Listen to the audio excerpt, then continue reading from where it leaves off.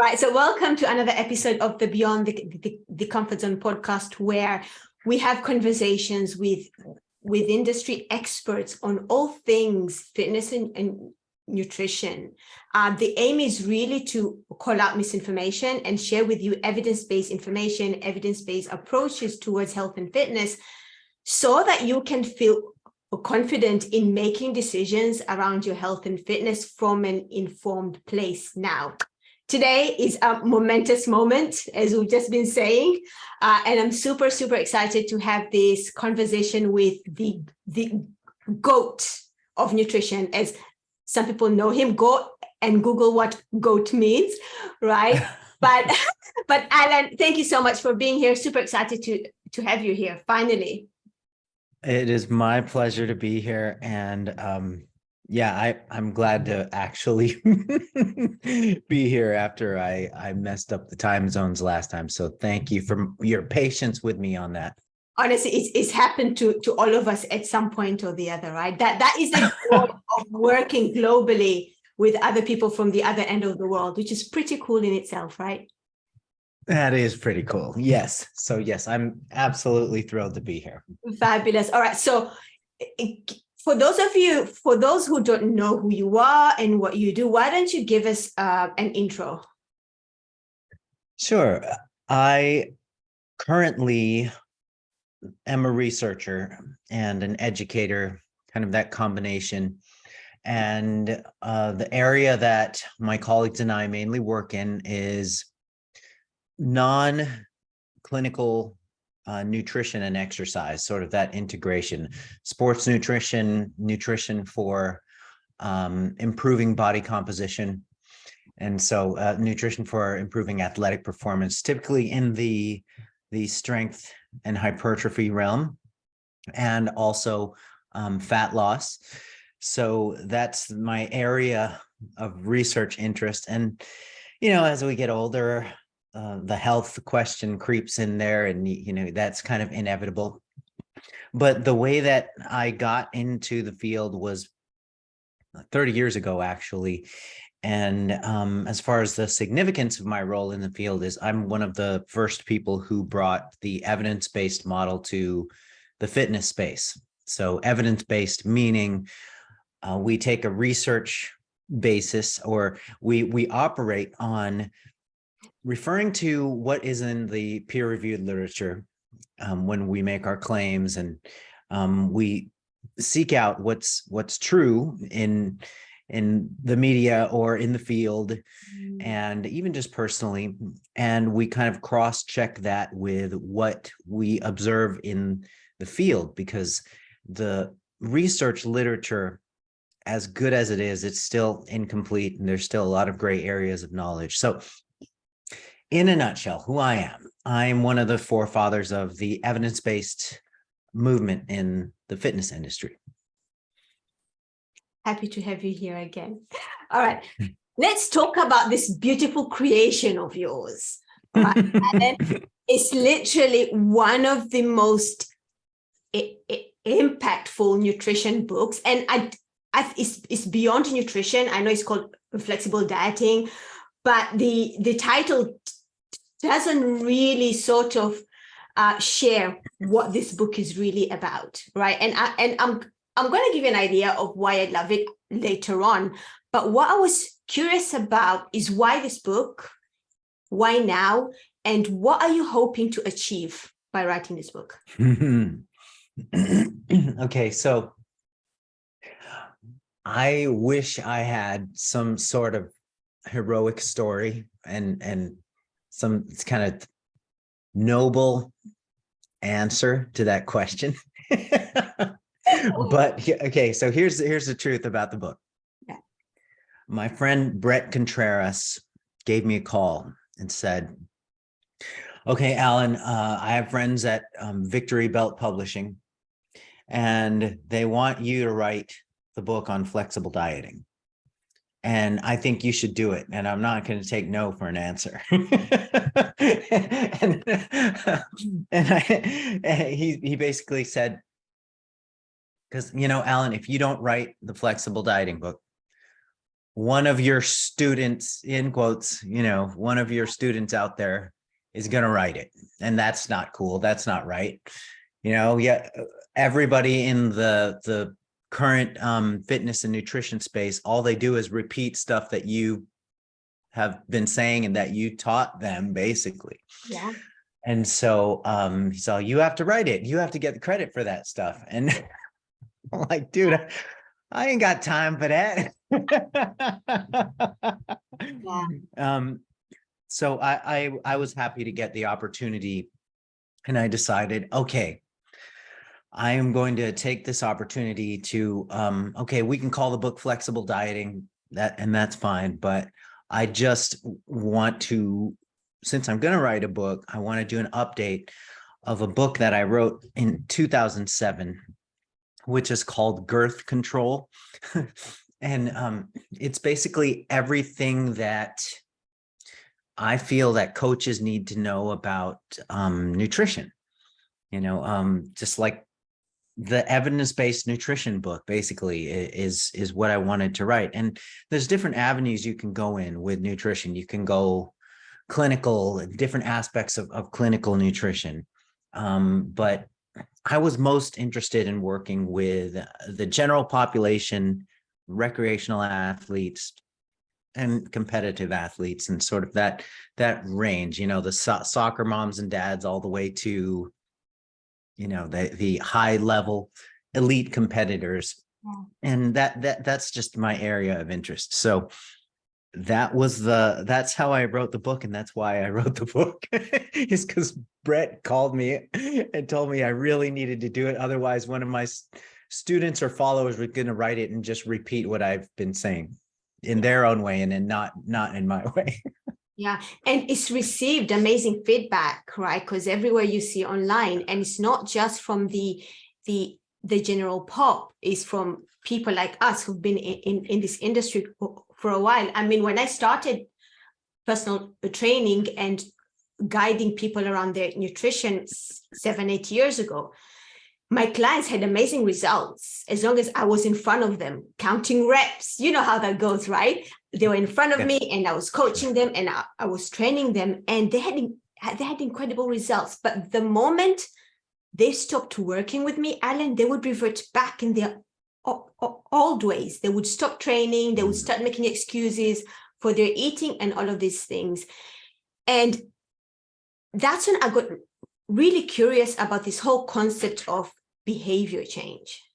Right? Why can some people stick with the journey, and continue to get results, and why other people kind of give up? And what we see in the space right now, there's enough information. I feel like there's enough information around the what to eat, what exercises to do, and all of these things. But there isn't enough information around the how. That soccer mom is thinking, right, I know I should eat vegetables. I know I should eat protein. I know I should focus on my sleep. But how do I do it when I'm raising four little kids and running a home and doing all of these things, right? Yeah. So it's merging the what and the how is one of the reasons I really appreciate on here, because you talk about behavior change, you talk about individualization, and all of those things are super, super important. And how the book is written is, for someone who's not in the field, it's really easy for them to understand, right, and implement the stuff on the book. And for professionals like myself who love a bit of geekiness, there's enough of that in here as well. You know what I mean? I've been told there's too much of that. I've been told it's too research heavy. Like I just talk about research the whole time. But that's the point. I mean, people like us are supposed to kind of read that and then convey that information to our clients in a way that they can comprehend, in a way that they can implement, right? Which is pretty cool. So my question is, where do you think behavior change falls on the hierarchy of importance for long-term health, long-term weight maintenance? How important do you reckon it Okay. is to work on changing overall behaviors, not just nutrition and fitness, by the way, everything, stress management, sleep, being happy, stuff like that. How important is that? I think that is of utmost importance. Mm. Utmost importance. I in fact, you bring up sleep. Aside from,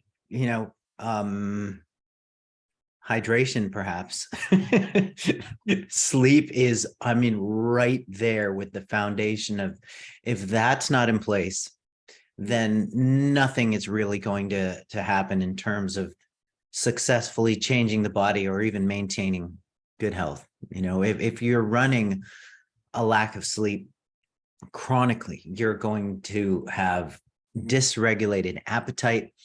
You're going to have low non-exercise activity. You're going to have low exercise output, low performance capacity. And those things are all going to go. You're going to have low mental capacity, low cognitive capacity.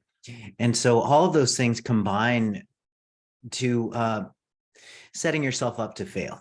And so even with something as seemingly elementary as sleep, or simple as sleep, or even trivial, sleep, we'll get to that. We can just run on 4 or 5 hours a night like some people do. It's extremely important to get that in. And behavior change, habit change, it's crucial. It is absolutely crucial. And you can have the most perfect program. You can hand somebody the most perfect menu, and training program, and say, okay, this is what you do. But if the person doesn't have a background on why it's set up the way it is, if they don't have just a very basic education of, okay, what's the objective here? To eat fewer calories by the end of the week. Okay, that's the objective. So therefore, if you run into certain compromising situations, then you know how to essentially compensate for it and steer right back onto the road and keep going. And so you have to know what the objective is, what you're doing. So that involves a bit of education. And then you have to have the right tools in the tool belt in terms of responding to difficult circumstances in the environment. And so those things take practice. And that's kind of the essence of building these habits that enable you to succeed. And it's difficult to learn, and it's difficult to teach. And that's why we have a lot of conversations about it, like this one. Yeah, and absolutely. And those conversations kind of need to continue, right? Because what I find is a lot of people focus on changing their nutrition and their exercise and all of these things. And then life happens, as it usually does, right? Yeah. A kid is going to get sick, something's going to happen at work. And then if their coping mechanism is emotional eating, then they're going back to those high calorie, high energy dense foods, right? So super important.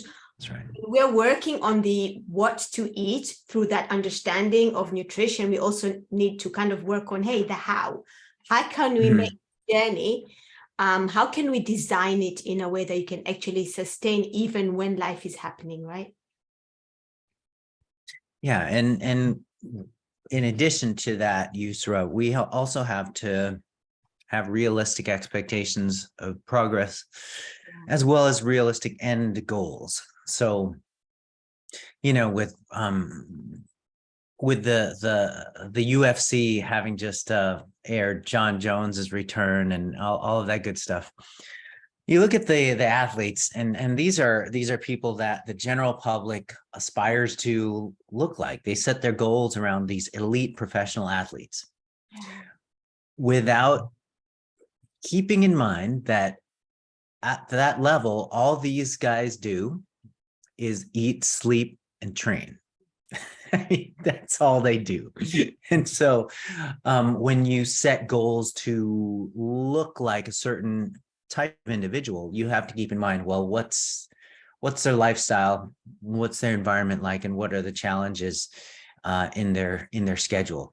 And with populations like middle-aged parents, they have multiple things they're juggling, and they have very limited opportunities to actually train, and they have many more distractions dietarily and everything else wise, so socially, and it's a very difficult thing. Yeah. It's really difficult. It's a colossal challenge to change the body as a middle-aged parent, particularly. Yeah. So.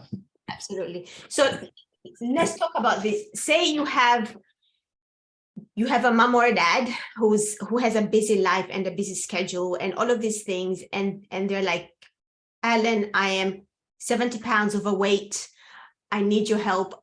I want to lose weight. Where do you start with them? Okay. Okay, so the one thing that you cannot control or have much say in is the person's determination level, their motivation level, their fundamental trigger of what made them turn the corner and decide, I'm going to do this.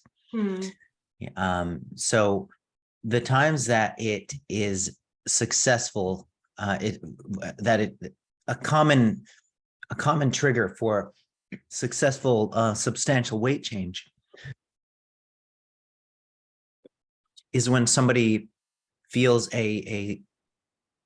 so almost like a catastrophic level of threat to their health.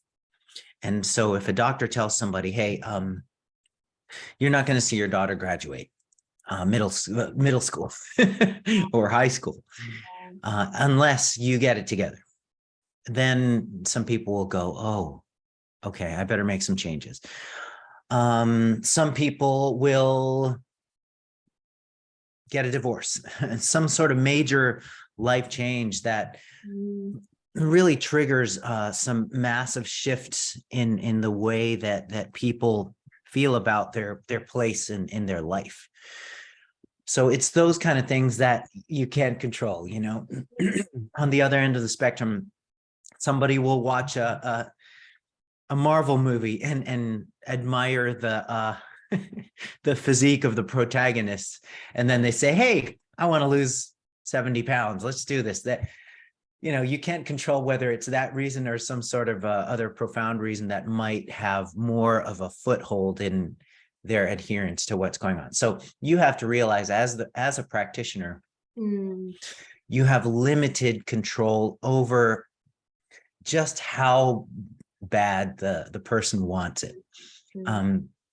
When I started doing coaching, nutritional coaching and personal training, and way back, I had it in my mind that I can help everybody, like, and so the very first time that I could not help someone, no matter how hard I tried, no matter how good the programming was, no matter how frequent the check-ins and the follow-ups, no matter how close the monitoring, I felt like I failed. But it's, you know, later on you realize, you know what, if you can help most people, and there's a few that you can't help, you're still doing a good job. And so, okay, so that's the beginning. That is that massive trigger there, is that massive kind of seismic shift in the person's perception and intentions and the way that they view themselves at their place in life. They want to be at a different place in life. Okay, so that needs to be there. And then, but that's outside of your control. But what is in your control is conveying to somebody a realistic rate of loss. So let's take the number that you presented, 70 pounds. That's a substantial amount of weight. And so the benchmark of a pound loss per week, as cliche as it is, and as boring as it is, and as maybe uninspiring as it is, it's actually quite good. I mean, it's right there. It's right in the ballpark of what people can achieve without putting everything in their life on hold. Yeah. So yeah, you know what? If this person sets a 70-week goal, and if they want to be ambitious, okay, let's set a 52-week goal. Let's set aside a year of your life to lose the 70 pounds. And knowing that, hey, it might take 70 weeks. I mean, you know, this might take a year and a half, but we'll shoot for a year. And as long as they have that realistic expectation from the outset, they won't run into the problems of thinking they're going to lose 2 or 3 pounds a week for 6 months. And then, you know, then we're going to, all they have to do is just, you know, like, or rather, if they're not losing 2 to 3 pounds a week, what's going to happen is they're going to feel like the program is failing. They'll think, oh gosh, I'm only losing a pound a week. There's got to be a quicker way to do this. What other diet is out there? What can I look at? What other program is out there? Maybe this doctor has a particular program I can do to get rid of these 70 pounds in like 3 months, you know? So step number 1, set realistic expectations. And I sometimes say 1 to 2 pounds a week, but I would rather say a pound a week, because if something averages out to work at a pound a week, that's really, really quite fast, and it's good enough for sure.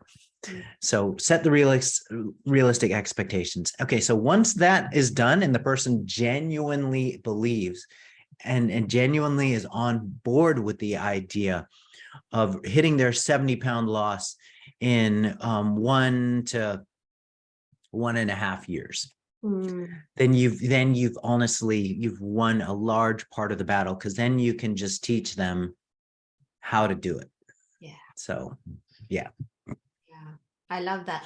What I find from some of the women I work with, right, it's almost like, I know I want to lose weight, X amount of weight, but for the moment, I'm going to forget about that number, right? Yeah. And I'm just going to focus on the process every single day. What can I do today? And what that does is it almost changes how they feel about the journey, because even if the loss didn't happen that week, it's like, I'm good. I ate my vegetables this week. I ate my protein. I exercised, and that's all good, right? So it almost like it takes the pressure off the, you know, hitting the scale, hitting that 1 pound loss every week, to just enjoying the process and, you know, enjoying what else they're achieving that is not necessarily a tangible number, you know?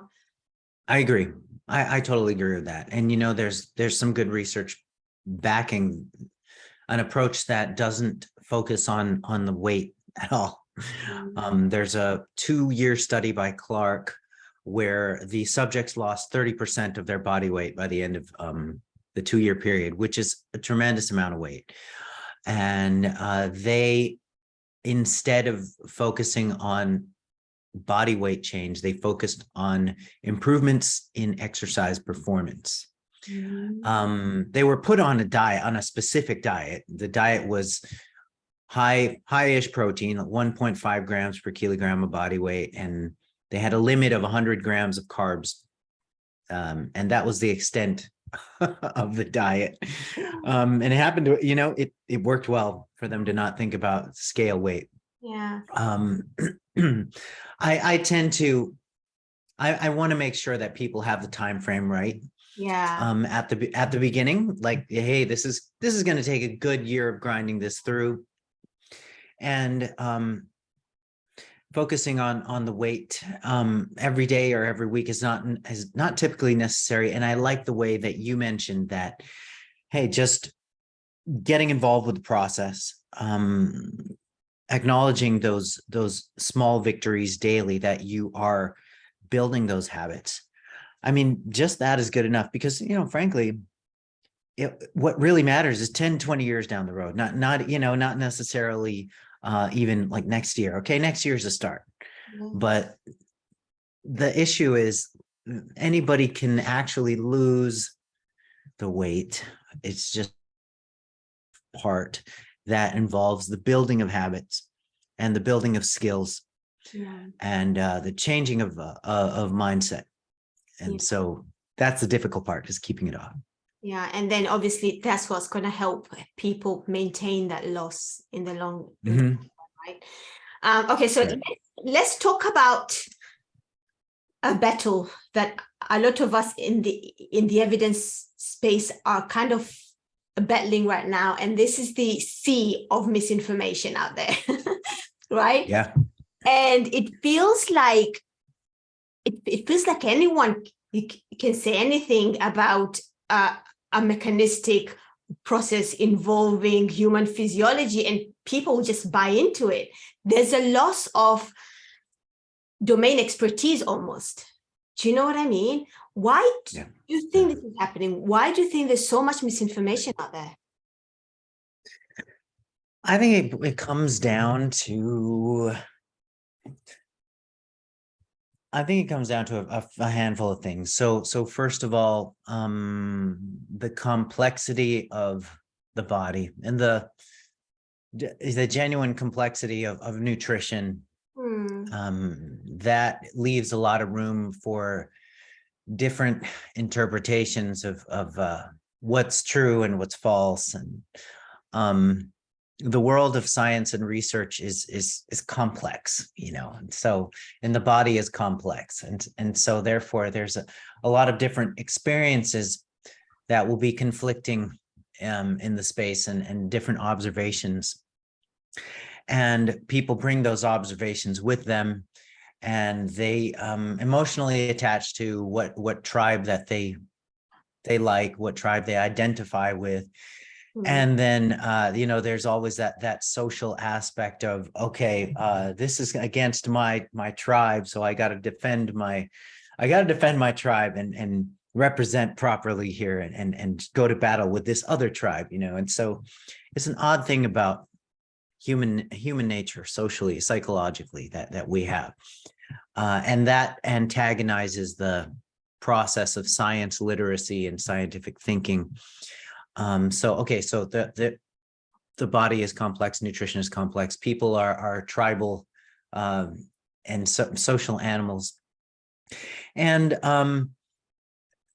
everybody eats. So therefore, people feel they have some sort of dominion over what to tell people in terms of what nutrition is all about. Because if you're in good shape and you're in good health, you will have a tendency to teach and preach what you're doing, the details of what you're doing, and how everybody else should be doing if they want to achieve the level of fitness that and the level of health that I've got, etc.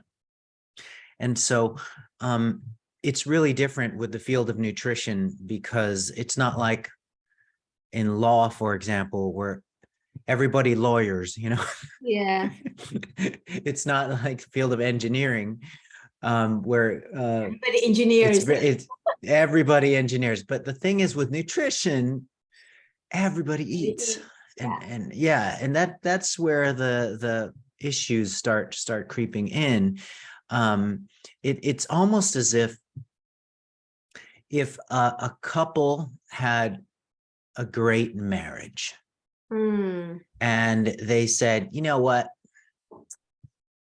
we're experts in marriage, so therefore we're gonna be marriage counselors because we have a great marriage.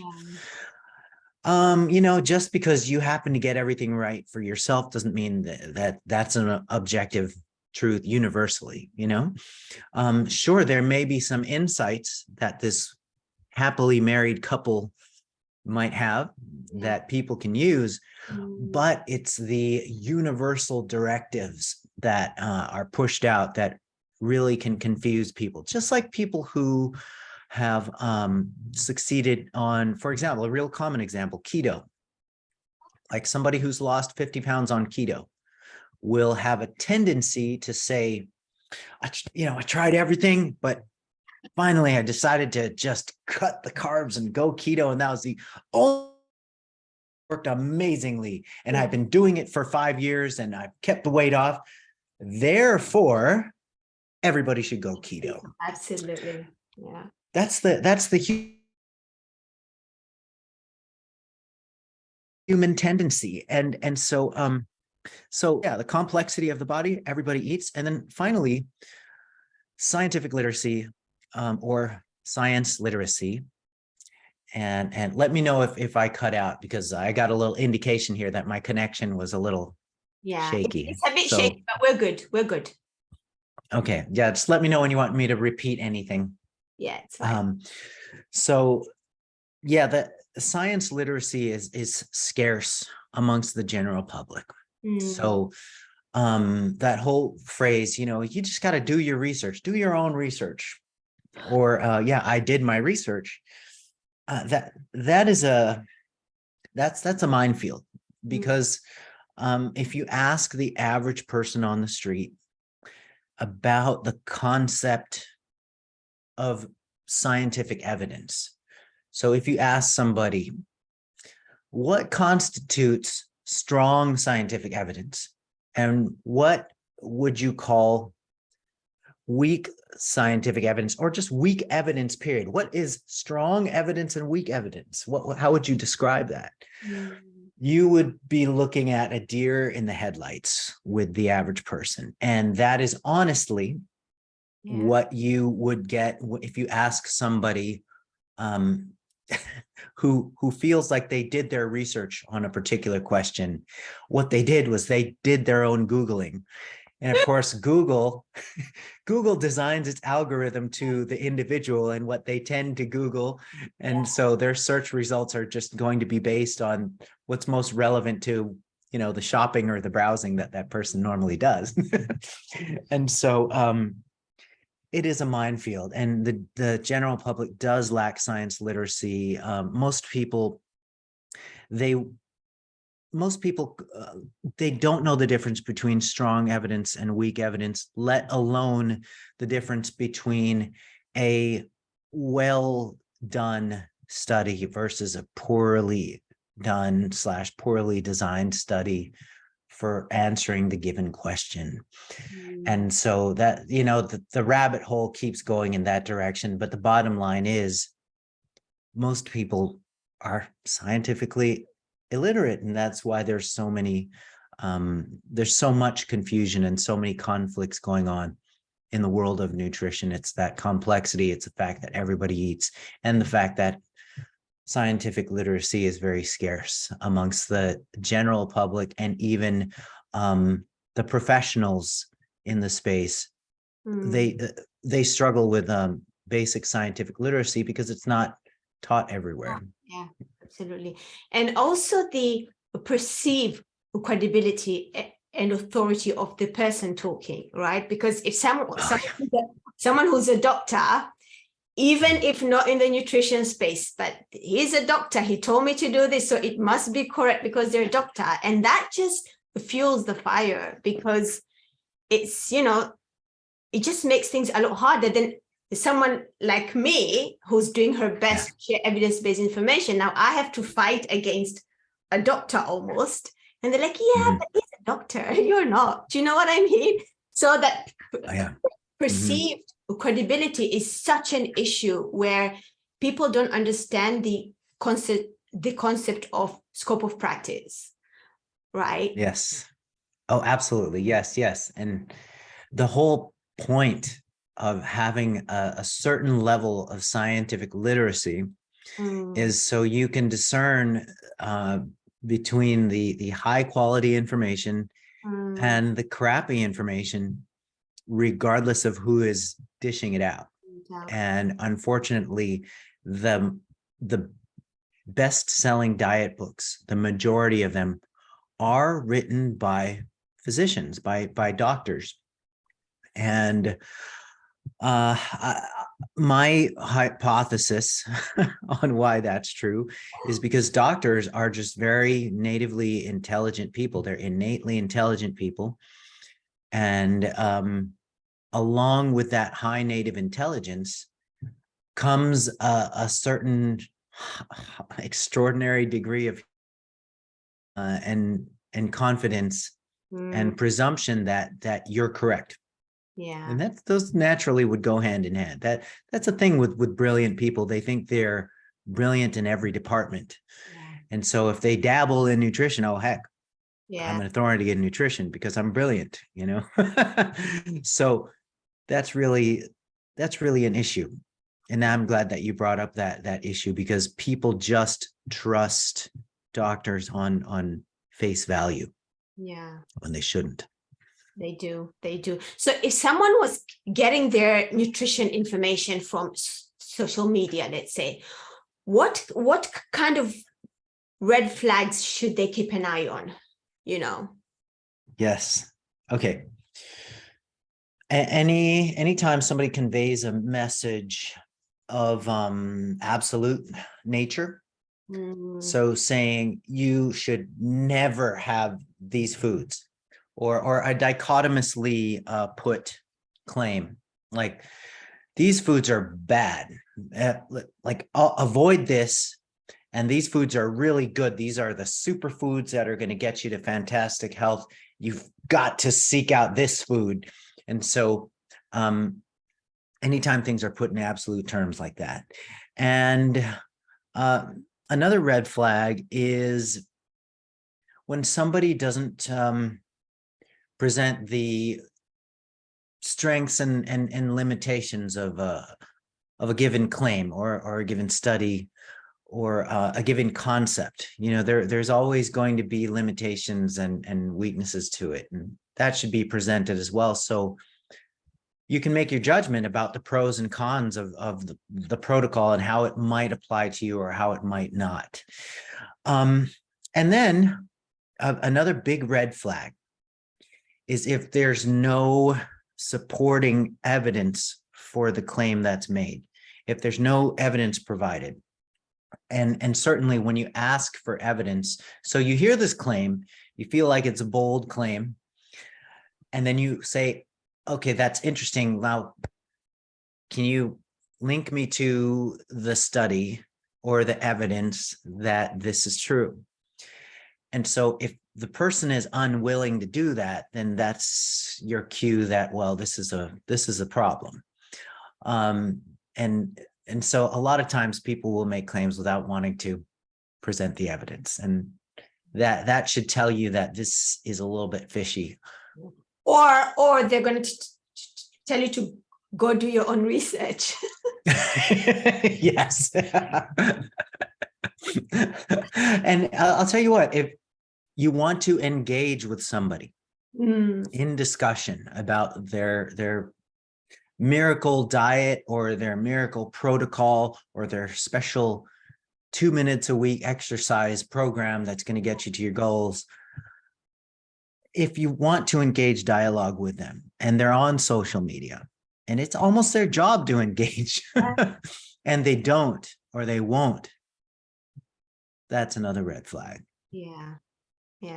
I think given how accessible information is almost like people have to have this awareness and build the capacity and ability to ask questions and think critically, right? You Yes. can't go on social media and believe everything that you read and expect it to be true. It's going to leave you anxious and feeling like, oh my God, being healthy is so hard, because that's what a lot of people think. If I want to be healthy, I have to cut out all these things. So no, forget that. I'm just going to stay here and not do anything about it, right? Yes, absolutely. And yeah, those kind of absolutes, those kind of a lack of margin see, a lot of times with any given thing, like we can take added sugars, for example. There's a lack of nuance in the conversation about added sugars. People just think sugar is bad or sugar is good.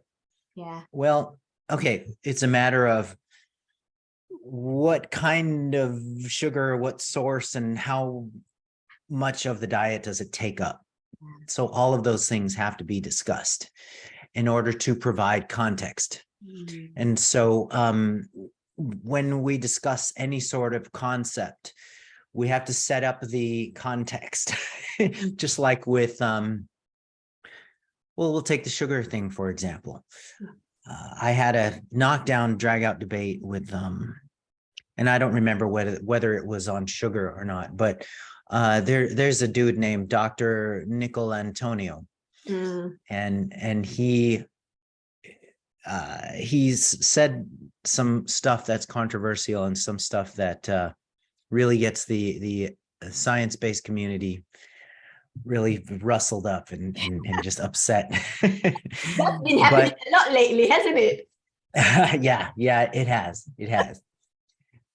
And I did a post one time, and he came in there, and he engaged with me for thousands of words. I mean, like we just went back and forth.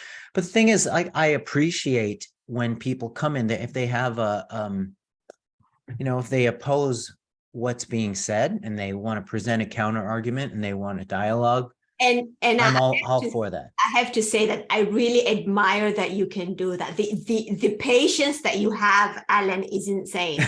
Because I'm just reading it and I'm like, how is he so calm? Well, that's the that's the thing. It's like, unfortunately, during these things, I see folks engage, and then they do get emotional and they say some insulting things, and then they end up getting blocked by, and it's like, I as much as I disagree with Dr. Nicol Antonio on certain issues, I appreciate that he came in there and he tried to present his argument in detail, presenting evidence and all of that. And I don't always have time to get into long knockdown, drag out social media debates, but I think it's important to do that once in a while. Yeah. And the only way that it can be done is if both sides approach the debate in good faith. Yeah. and I think it's possible for good things to come out of that, like, once in a while. But yeah, okay, context and the sugar thing. It's like, it's one thing for somebody to claim that sugar is bad, we need to avoid it, or bread is bad and we need to avoid it. All right, first of all, there's no evidence for that. Secondly, as far as the evidence is concerned, it appears that we can have a low amount of added sugar in the diet and still have a high quality diet.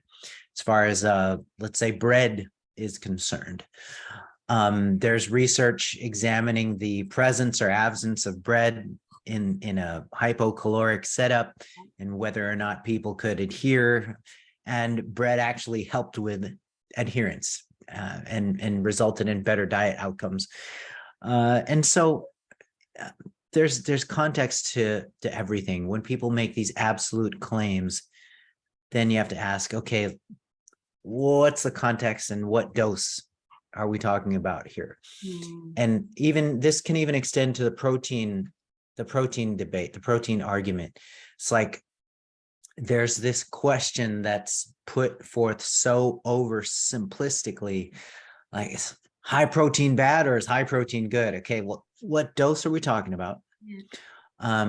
What population are we talking about? And what goal are we talking about?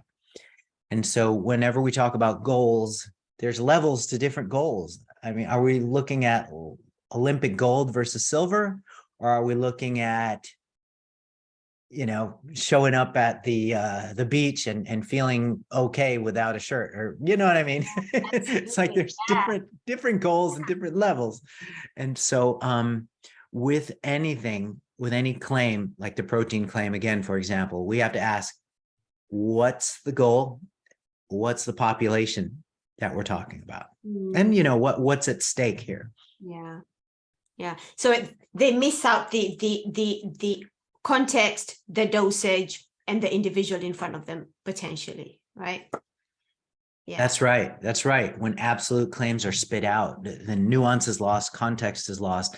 And that's the only way you can have a productive conversation. That's the only way you can really progress, if you have a pulse on what is the context here. Yeah, absolutely. Let's jump on a topic that I know is one of your favorites, and that is how to age strong, right? Okay, yes. Can I just say your father and mother-in-law are absolutely incredible. And Oh, thank you. I'm following their journey on social media. And what's even more interesting to me, Alan, is the age that they started. Like your father-in-law was 81, I think, when he started. 80. Right? 80, yeah. I think he was 80. Yeah. Mm-hmm. And now he's 81. What started that off? What made them say, you know what, let's strength train now? Oh man, it was my wife who said, "Hey, come on over here. Let's start training. Let's start your resistance training." Because it was just really kind of sad to see them just languishing, convalescing, not moving. It's just it's one of those things where, with age, people just slow down. They literally slow down. They've you know Yeah. everything just sort of, people just kind of prepare to make that walk towards the end of their lives. And it's more like a glide towards the end of their lives, because they ain't walking at all. So it was really my wife, Jenna, who said, you know what? I don't want to hear you complain about your chronic pain anymore. I don't want to see you walking around like an old person anymore. So I have the knowledge.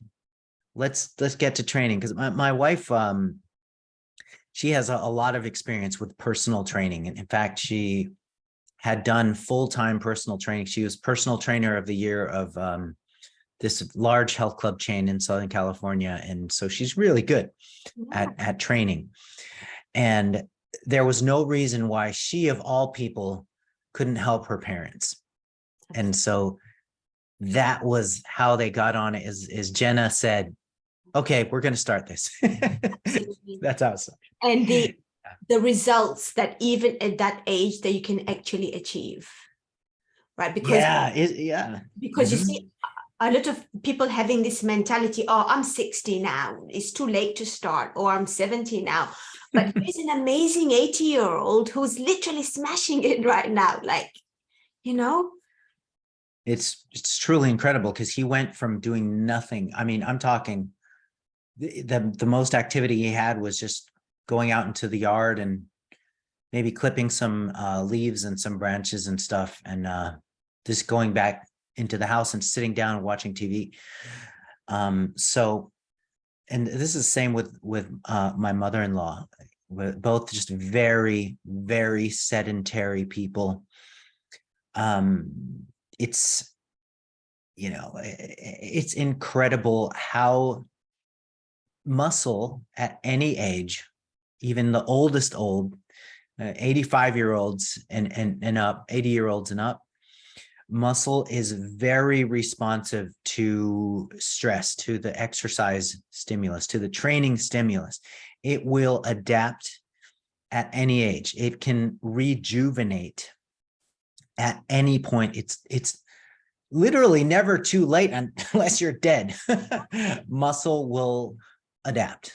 Muscle will rejuvenate, which is really, really cool. And it's really wonderful to see those that progress and that youth come back. And it makes you kind of wonder, wow, how many years did we just add to these people's lives? And not just life extension, not just lifespan extension, because statistically everybody has about 80 years. Statistically, on average. There will be people, of course, who cross into the triple digits, but they're a small handful. But on average, we have about 80 years. And people like you and me who got on the fitness thing, shoot, man, we got about $150. We got about 150 years, you know. Fingers crossed, Alan.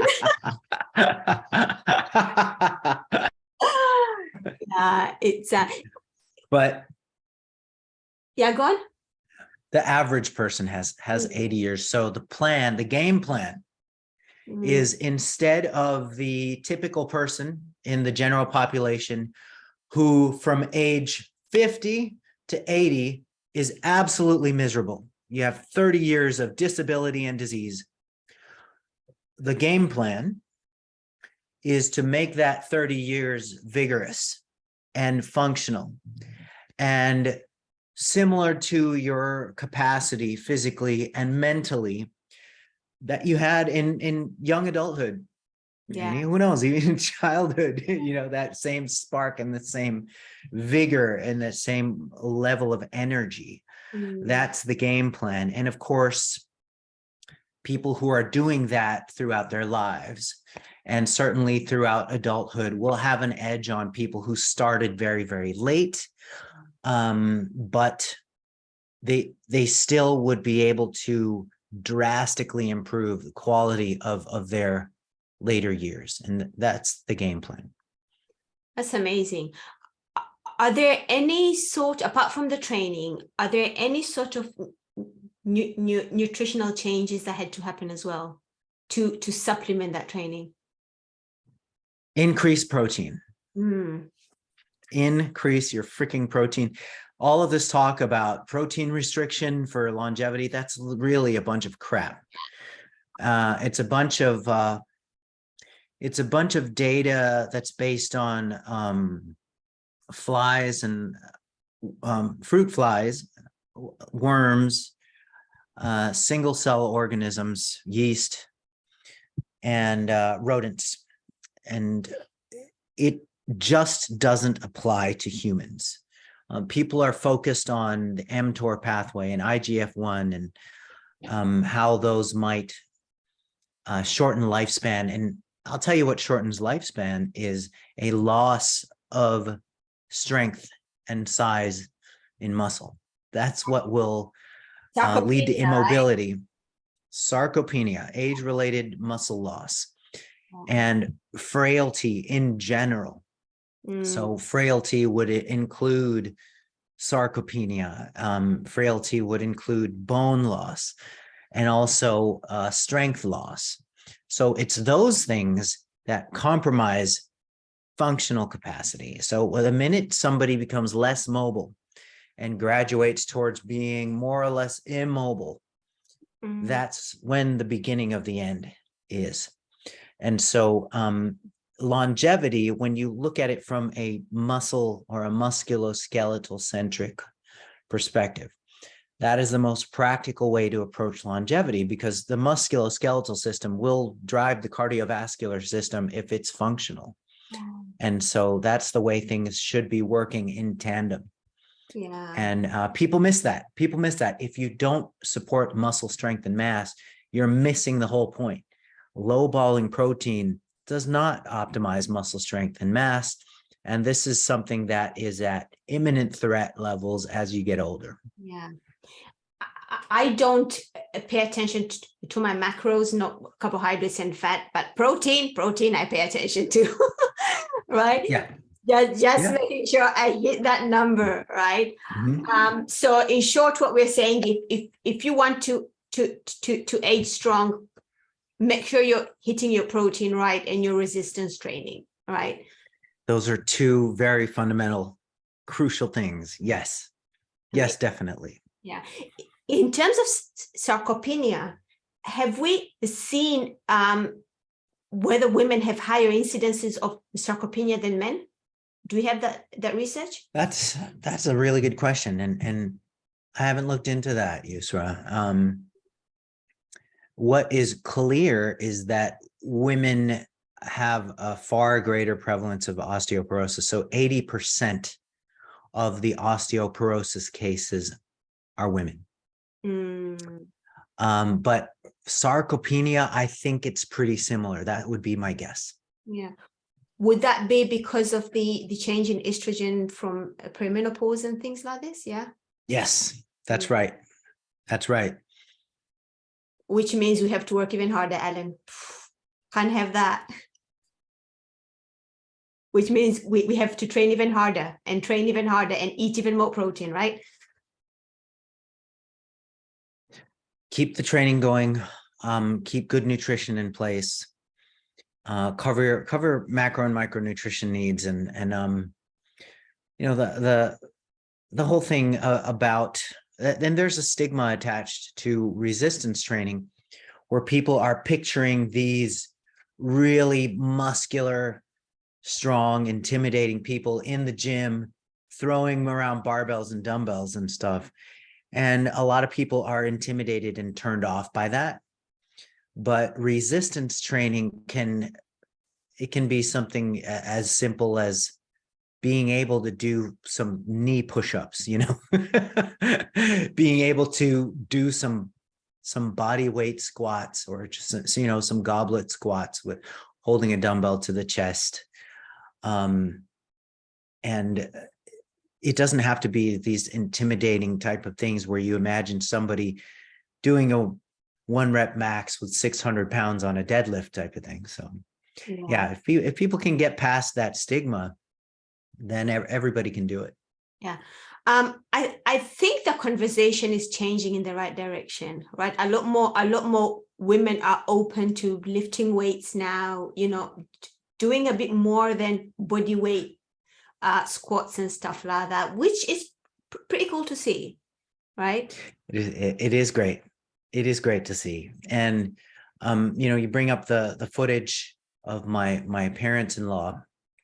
It really did inspire a lot of people. And I think, you know, a few of those posts that my wife put up, they're in the 2 million view mark. And I shared them. I definitely shared them. Good.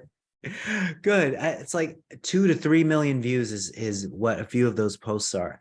And it's really remarkable that the general audience is ready for this kind of thing. You know, they're ready to hear that, hey, you really can start training at 70 or 80, and you really can start getting in shape, and definitely reversing the clock. So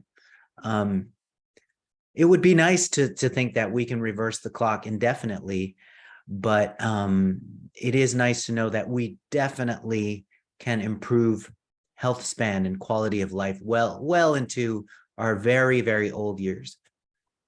Absolutely agree. Well, Alan, I have a few more questions here, but I'm being careful. Let's go. Are you sure? I'm ready. Oh my goodness, absolutely. All right, so let's talk about... I owe you my arm and my leg. Thank you, Alan. Let's talk about meal and macronutrient timing, because this whole story around don't eat carbohydrates after 6 it seems to be a myth that doesn't want to die, right? So is focusing on meal timing important for health, first of all? 2, is it important for weight loss? Because I know the two are not the same, right? Mm-hmm. That's right. So let's talk about the health thing for a second. Mm-hmm. At the general population level, the majority of, in quotes, problem eating happens close to bedtime, so after dinner. So if you were to just give somebody a simple recommendation or a simple order, don't eat after dinner. Yeah. Just don't eat anything after dinner. And if they follow through with it, then they will have a tendency to, by the end of the day, end of the week, eat significantly less calories and then lose weight. Okay, so that's fine and dandy, but it's not necessarily a long-term solution. But it is something that has worked in research, where you assign a cutoff point in the evening, let's say 7 p.m. That's the last time you can eat something. And in the subjects that was the only assignment. There was no tracking, no, no accounting for macronutrition or calories or anything like that. Just stop eating at X time in the evening, early evening. Yeah. They lost weight. And so therefore, when somebody says nighttime eating is a problem for, weight gain and whatnot, it's not necessarily false. I mean, there's data behind that. And so now here's the problem: making the leap that you need to not eat at night, or you need to front load your calories. That everybody needs to do that. That's when you start encountering counter evidence that really challenges that sort of idea. And okay, so we started off at the very basic level of nighttime eating, mindless eating at night being an issue for the general public. Okay, so now we're going to move to the area of, all right, so what if somebody was aware of their nutritional needs, macronutrition, calories, and they did have that target? Does it matter the timing of the meals or the timing of the constituent doses of that macronutrient setup for the day? Does it matter when they consume it from a health standpoint? The short answer is no. But this is how it does matter. It matters to the extent that you set it up so that the person can adhere to that setup in the long term. That's how it matters. And that's how it matters individually, because some people will be much more of a early shifted type, chronotype. They have that preference to consume most of their calories in the early part of the day. Okay, great. You do that. Why? Because that's what you'll be able to stick to in the long term. And some people will have a preference for late shifted or backloaded, as it were, eating, where their largest meal is dinner. You'll hear people say, no, don't do that because of X, Y, and Z study, and we'll get to that. But that's nonsense. If that person prefers to have, let's say, for example, their largest meal at dinner or the majority of their carbs at dinner, great. That's you. You do that. Why? Because you prefer that, and you can stick to it in the long term. So in the hierarchy of importance is what you eat in total, food selection, food quality wise, and macronutrient wise, and everything by the end of the day in total. That's priority number one for what matters in terms of health. A very distant secondary concern, and a trivial concern, is how the timing of the constituent doses of those calories and macronutrients are distributed throughout the day. And once again, the main way it does matter is to the extent that the individual prefers that setup and can adhere to it in the long term. So now there is a body of research that points to the health superiority of earlier feeding models, of earlier shifted feeding models than later shifted feeding models. There is a body of literature pointing to that with specific regard to blood glucose control. So insulin sensitivity and glucose control, which may be a concern for example, pre-diabetics, type 2 diabetics, etc. Okay, so there are some indicators of better glucose control in the groups that ate from, let's say, an 8-hour feeding window at the earlier part of the day versus either a feeding window that occurred later in the day or a longer feeding window, like a 12-hour feeding window. There is that research showing better glucose control. Now, here's the big but, okay? But this is a relatively short-term phenomenon, and it's mainly relegated to people who do not train, so in sedentary conditions, because the exercise bout is the single most profound physiological event in your day. And so that changes everything. But even before we get to that, I want to repeat that the glucose control advantage of the early shifted eating models is a short-term phenomenon, because we now have a 12-month study by Liu and colleagues, Liu and colleagues. This was just done in either 2021 or 2022, I'm not remembering. But they compared an early time restricted feeding model, which was doing really well in the short-term research. So eating from 8 a.m. to 4 p.m. with a conventional control condition where the subjects ate from 8 a.m. to 8 p.m.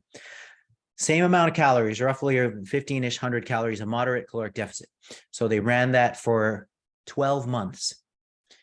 There were no significant differences between groups in body composition improvement, no significant difference between groups in improvements in blood glucose and blood lipids and these cardiometabolic indexes.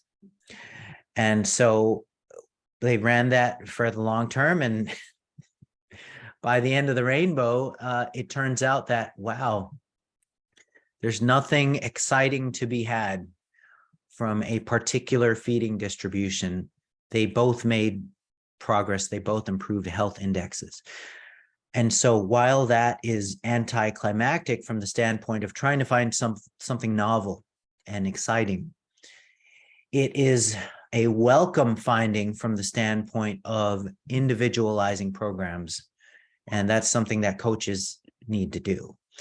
And so, yeah, that's my long answer to your question about meal timing or food diet distribution and intake distribution through the day and health. Yeah, and I love that. Yeah. I actually had a question to ask, is there a specific set of population that we should be mindful of? And you answered my question to say, actually, we have this study. Yes. So much really make a difference. Yes. Yeah. That's right. Yeah. And we also have a 6-month study comparing carbohydrate distribution. And this is by Sofer and colleagues, Sofer. And this is a 2011 study where they looked at carbohydrate that was consumed evenly across breakfast, lunch, and dinner. And they compared it with a condition where all the carbs for the day were slammed into the dinner meal. So you have this big honking meal at dinner. And they ran moderate hypocaloric conditions and compared what happened. Interestingly, it was the group that ate all their carbs at dinner who actually had significantly better fat loss than the group that distributed their carbs evenly across the span of the day. And this kind of goes against the entire narrative of early shifted feeding or early time restricted feeding, and especially with respect to carbohydrate. And the authors were kind of perplexed as to how that could have happened. They examined the hormonal profiles of the subjects and concluded that, well, maybe there's a more favorable appearance curve of adiponectin in the back-loaded carbohydrate group. So, but even with something like that, I wouldn't conclude that everybody needs to shove their carbohydrates in the dinner meal for optimal fat loss, because ultimately these small differences are going to wash out. And what ultimately matters is what the individual can stick to, and people will vary in their personal preferences for this. Absolutely. My preference has always been to have my carbs at night. So that's when I'll have my fruits, and everything else is after dinner. And my dinner is the heaviest meal, purely because during the day I'm handling the children. I've got so much to do. That time when I'm having my dinner is when I'm relaxed. And, and I find that a lot of my clients who are moms prefer that as well, purely because they're super hectic in the day. They're busy in the day. They haven't got time to just sit down and have a big meal. So they choose to have smaller meals in the day. And then at night is when they can really enjoy a biggish meal. So. And that's really common. That's really common. But people have heard so many times that you have to eat breakfast like a king and lunch like a Lord knows what. And then eat dinner like a pauper. And it's like, okay, so people are picturing this big old breakfast and this moderate sized lunch and this teeny tiny dinner that they have to eat in order to succeed. And then they're kind of miserable. In my observations, people are so relieved to know that, hey, it's okay for the final meal to be the biggest meal. And hey, it's okay to have carbs after 6 p.m. And heck, it's totally okay to eat something within 2 hours of bedtime. Yeah. Because what matters is the big picture, not the distribution of the intake through the course of the day. That's the body doesn't operate on this, that level of granularity as far as the diet goes. Now, for performance, for athletic performance, for building muscle, there's different rabbit holes that can be discussed with respect to timing and distribution of nutrients, whether the goal is to increase endurance performance. There are different guidelines for that, where timing does matter depending on the length of the bout. And with muscle gain, there are guidelines that can be discussed depending on really on what's at stake. And so that's a different area, and we can talk about whatever you think is interesting. Yeah. Let's talk about fasting, because Ramadan is coming up, Alan, in a couple of weeks. And okay. I'm excited about it, but I'm also nervous because I don't do very well without my tea in the morning. And the fast is between, I think this time around is between 16 and to 18 hours of nothingness, right? One of the most common stories that I hear is, hey, I've been intermittent fasting, and because of that, I have either reversed my pre-diabetes because of it, because fasting is this incredible thing. And my question is usually, is it the act of fasting or the fact that you've lost weight, and is the weight loss that kind of enhanced your cardiometabolic health and stuff like that? So I guess my question is, are there any unique cardiometabolic advantages to fasting beyond fat loss, beyond weight loss? The short answer is no. Mm-hmm. I mean, that's going to disappoint a lot of people. But the benefits of fasting, trying to separate inherent benefits of fasting from fasting's capability to enable weight loss and fasting's capability to antagonize overeating overall by the end of the day, by the end of the week. You can't separate that. You just can't. I mean, you can't separate it in terms of the parameters that are measurable. There are certain parameters that people speculate about, like autophagy, for example. Yeah. But it's kind of a non-starter, because autophagy occurs in a state of hypocaloric balance in dieting conditions, regardless of whether the dieting is non-linear, like an intermittent fasting type of model or intermittent energy restriction model, or whether it's daily caloric restriction. Autophagy increases. Autophagy, for those unaware, it's a process where the body gets rid of damaged cellular components. And these damaged cellular components that can potentially impede the function of the cell and are associated with not aging well and also disease states and the like. So autophagy has become this buzzword where people feel that, okay, we got to maximize autophagy. So, okay, well, if you want to actually maximize the progression of autophagy and where it leads, then you would just stop eating indefinitely and then allow autophagy to cross over into autosis, which is runaway cell death, and then the dying process. So more is not necessarily better when it comes to autophagy. And chasing autophagy with fasting, that can be a double-edged sword, because when people fast, you always put your lean body mass at risk. Depending on the severity of the fast, the length of the fast. So typically with time restricted feeding, that's not an issue. But with people who are fasting for entire days or certainly consecutive days, you might be chasing autophagy, but you're doing it at the expense of retaining lean body mass, specifically muscle tissue. And that can be a bad thing ultimately. So getting back to your question, Yusra, about special or inherent health benefits of fasting beyond the reduction of body fat levels, I hate to say it, man, because it is going to disappoint people who are big fans of the, in quotes, magic of fasting.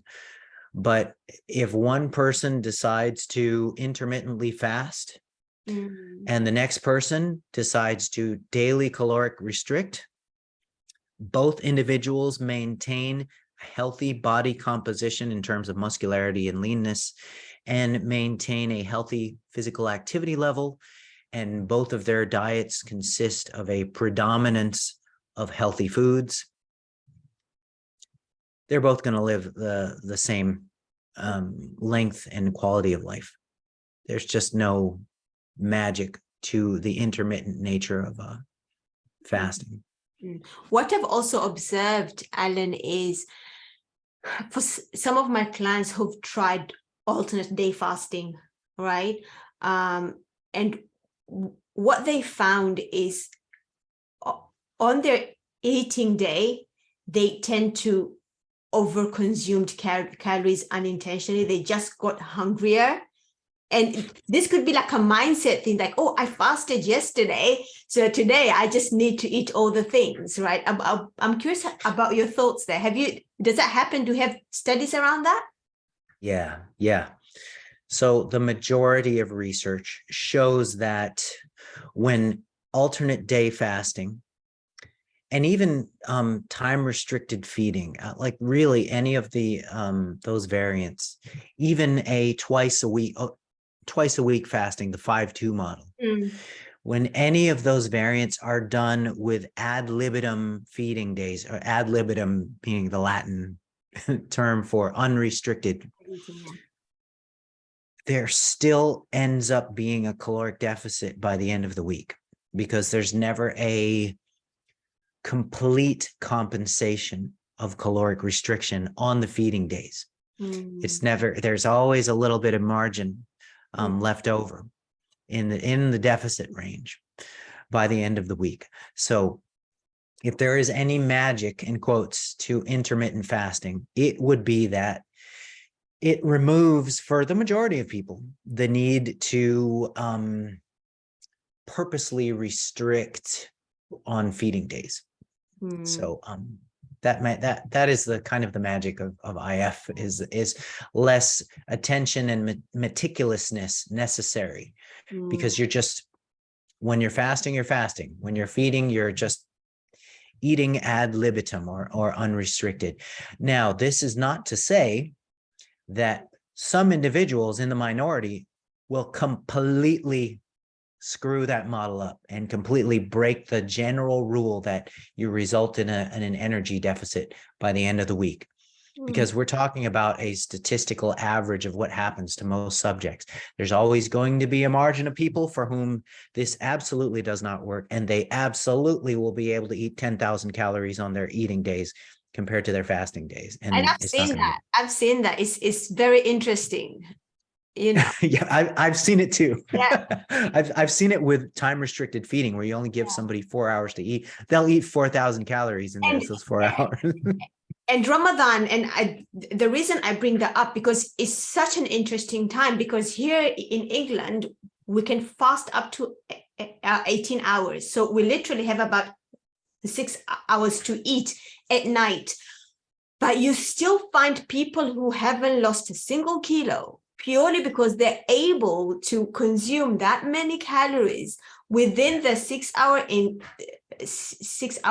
windows, even though within that time they're going to the mosque to pray, they're playing with their children. So somehow they're finding time to eat all those calories that they didn't consume, right? So say I'm 100%, yes. So say I'm fasting Ramadan and I want to maintain muscle mass and I only have 6 hours to do that. And this is going to last a month. How do I do this, Alan? Yeah. Protein and resistance training. Yeah. There's a fair amount of research on bodybuilders during Ramadan. And surprisingly, even though there's a hydration compromise going on, generally speaking, throughout the span of Ramadan, they keep their muscle. They keep their muscle as long as protein is set at least 1.6 grams per kilogram of body weight, or 0.7 grams per pound of body weight. And if some people really want to nitpick, okay, a gram per pound of lean body weight, then you are going to maintain your lean body mass as long as that plus the resistance training is in play. You won't have any problems. Yeah. For me, resistance training in Ramadan is purely for maintenance purposes. Do you know what I mean? Because we literally haven't got enough time. So I just want to go in there, do a quick set or two, and then I'm done, just to maintain the muscle that I have.